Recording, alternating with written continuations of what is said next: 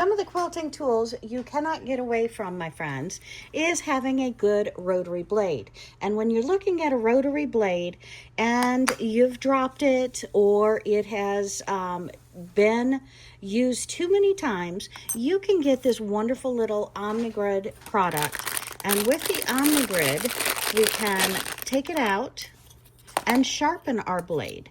And simply to sharpen our blade, we're going to put the blade on the screw part, screw it back in,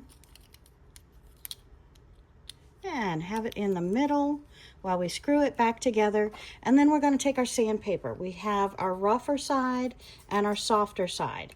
And we're going to sit there watching TV or playing or talking or watching our social media, and we're going to sharpen that rotary blade. It's very, very simple, but you got to pay attention, my friends. Don't cut your hands. There's nothing to protect you from that sharp blade.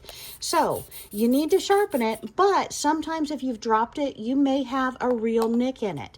So at that time, you probably should pick up some more blades. So I'm going to go ahead and link these, because you cannot live without a good rotary and a sharp blade. This is going to save you a lot of money being able to sharpen those blades, and you want to just do it a minute or two on both sides on this, both sides on this, and my friends, you are ready to unscrew it, put it back into your rotary, and get back to work. Of course, we want to put our blade back together. So on the Olfa, we can stick it right into these two. You've got the little pieces in the back that's going to hold it or help move it.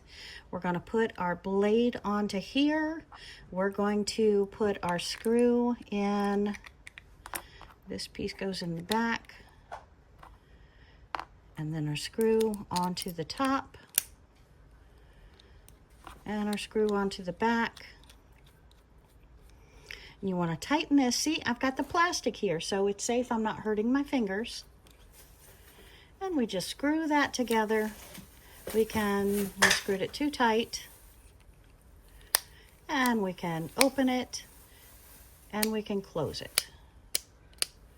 But again, tools matter, my friends. So get yourself a blade sharpener. Save lots of money on buying these blades. When you have a sharp blade in your rotary, it is actually fun to cut fabric. Now, when you're using and cutting fabric, you want to have the right tools. I like my 6-inch by 24-inch ruler. I like to use two 2-pound weights. And you always want to measure twice, cut once, and make sure your fingers are back a 1/2 inch to 1 inch from the side, and just slice it through, my friends.